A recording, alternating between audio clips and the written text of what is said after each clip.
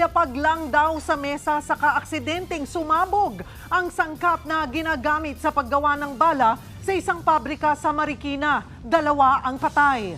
Sa kabila niyan, nanindigan ang may-ari ng paggawaan na sumusunod sila sa protocol.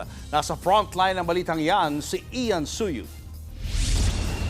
Dinala na sa punerarya ang labi ng 2 namatay sa pagsabog sa loob ng paggawaan ng baril at bala sa Marikina. Kabilang sila sa 3 empleyadong itinakbo sa ospital nang mangyari ang insidente kahapon.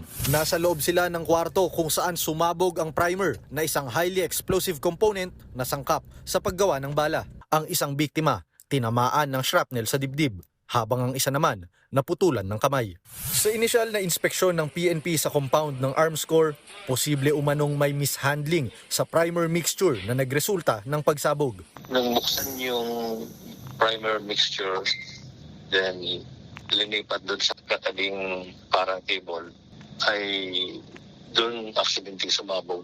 Pero ayon sa may-ari ng pagawaan na si Martin Tuason, mahigpit nilang sinusunod ang protocol sa loob ng pagawaan. Dumaan din umano sa training ang kanilang mga empleyado. To my knowledge, there were 3 people in the room. The room is designed to contain any blast and to protect the other people on the opposite side.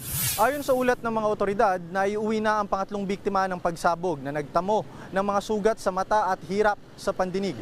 Nangako naman ang pamunuan ng pagawaan na bibigyan nila ng tulong pinansyal ang lahat ng pamilya ng mga biktima at naulila.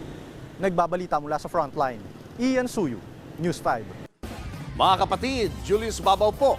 Para sa komprehensibo at makabuluhang balitaan at talakayan, mag-follow at mag-subscribe na sa social media pages ng News 5.